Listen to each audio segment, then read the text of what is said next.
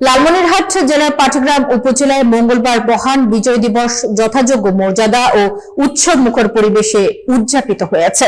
উপজেলা প্রশাসনের উদ্যোগে দিনব্যাপী নানা কর্মসূচি অনুষ্ঠিত হয়।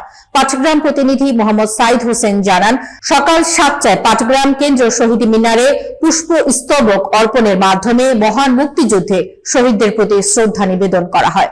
উপস্থিত ছিলেন উপজেলা নির্বাহী কর্মকর্তা সানজিদা আক্তার, পাটগ্রাম থানার কর্মকর্তা নাজমুল হক ও বিভিন্ন সরকারি কর্মকর্তা।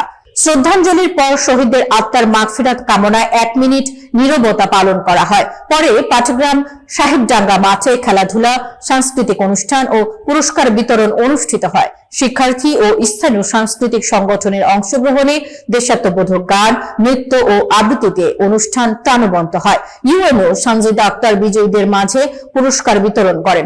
দুপুরে শহীদ আবু সাইদ অডিটোরিয়ামে স্বেচ্ছাসেবী সংগঠন রক্তকণিকা এর আয়োজন করা রক্ত, শিক্ষা ও কৃষি বিষয়ক স্টল পরিদর্শন করেন ইউএনও। দিন শেষে মুক্তিযোদ্ধাদের সম্মাননা প্রদান ও মতবিনিময় সভা অনুষ্ঠিত হয়। বক্তারা মহান মুক্তিযুদ্ধের চেতনায় দেশ ও সমাজ উন্নয়নে সবাইকে ঐক্যবদ্ধভাবে কাজ করার আহ্বান জানান।